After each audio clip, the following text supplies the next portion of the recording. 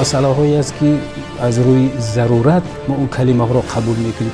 ریشه янамону از زبان فارسی در سرمنشأ میگیرد. این البته یک تحقیقات مخصوص رو طلب میکند. این لال یعنی لاله که داریم از این است. اکنون اهمیتی همین رو شما در چی میبینید؟ زبان هم یک وحدت است. توجه مردم ما رو به زبان تاجیکی چگونه بها می‌دهید؟ افتخار ملی زبان داشتن رو باید در قلب کودک مجا کنیم. از آینده به ما به میراث آمد، در دست ماست. تا ما زبان خود را خوب ندانیم، ما به زبان‌های دیگر و ملت دیگر احترام گذاشته نمیتوانیم. سبب همین را شما در چی می‌بینید؟ متخصصان خوب کم هستند. این برای ملت تاجیک عیب است. امروز انا همین زبان ملی ما به نسل فردا ساز می‌رسد.